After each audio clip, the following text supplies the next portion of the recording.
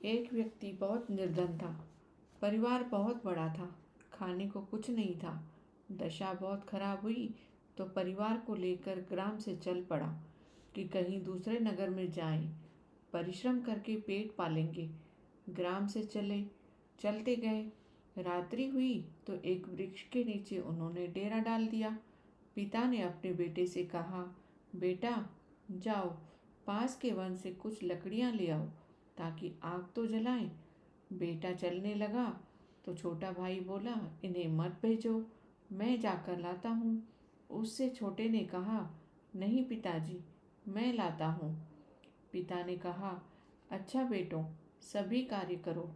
एक व्यक्ति लकड़ी ले आए, दूसरा पानी, तीसरा पत्थर लाकर चूल्हा बना ले।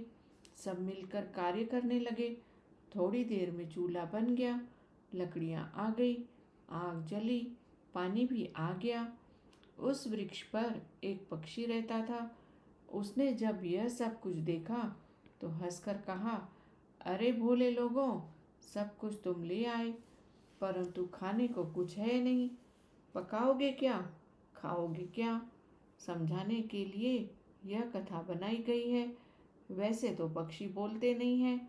बड़े लड़के ने ऊपर देखा, पक्षी को देखते हुए कहा, तुझे खाएंगे हम, ठहर, अभी तुझे पकड़ता हूँ।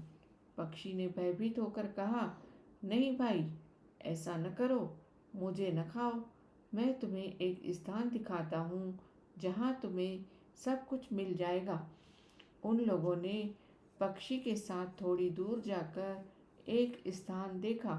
पक्षी ने कहा, इस स्थान को खोदो। उन्होंने खोदा तो देखा, नीचे एक बहुत बड़ा कोष है। सोना, चांदी, हीरे जवाहरात, सभी कुछ इसमें है। उस दौलत को उन्होंने निकाल लिया। अब परिश्रम की आवश्यकता नहीं थी, इसलिए दूसरे दिन ग्राम में वापस आ गए। धन बहुत था, आनंद से रहने लगे। उनके पड़ोसी ने यह दशा देखी तो पूछा, अरे तुम यह एक ही रात में इतने संपत्तिशाली कैसे हो गए? इन लोगों ने पड़ोसी को अपनी सारी कथा सुना दी, उस वृक्ष की बात भी बता दी, पक्षी की बात भी। पड़ोसी ने सोचा, यह तो बहुत अच्छा उपाय है। वह भी अपने सारे परिवार को लेकर ग्राम से चल पड़ा। रात्रि में उस वृक्ष के समीप पहुंचा, वहां डेरा डाल दिया तो उसने अपने बड़े पुत्र से कहा, पुत्र जाओ, थोड़ी लकड़ियां ले आओ। पुत्र ने क्रोध से कहा, छोटे को क्यों नहीं कहते, उसकी क्या टांगें टूट गई हैं? पिता ने छोटे को कहा। वह बोला, मैं तो थक गया हूँ बहुत, मुझसे चला नहीं जाता। दूसरे को क्यों नहीं कहते, इनकी टांगों में पानी तो नहीं पड़ा? पिता ने दूसरों से कहा, परंतु कोई नहीं गया। तंग आकर उसकी पत्नी ने कहा, अच्छा, कोई नहीं जाता तो मैं ही जाती हूँ।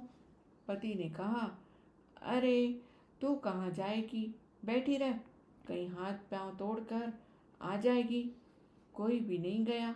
लकड़ियाँ नहीं, पानी नहीं, चूल्हा नहीं, कुछ भी नहीं आया। वहाँ वृक्ष पर बैठा वही पक्षी इस तमाशे को देखता रहा। वह बोला, अरे तुम विचित्र लोग हो, लकड़ी नहीं, पानी नहीं, खाने को सामान नहीं, तब क्या भूखे रहोगे, खाओगे क्या? एक लड़के ने तुरंत कहा, तुझे खाएंगे। पक्षी ने हंसते हुए कहा, आराम से बैठे रहो, मुझे खाने वाले चले गए, तुम आपस में ही फूटे बैठे हो, तुमसे कुछ नहीं होगा। यह कहा और उड़ के चला गया, वह कहीं दूर किसी वृक्ष पर। यह है एकता और फूट का परिणाम।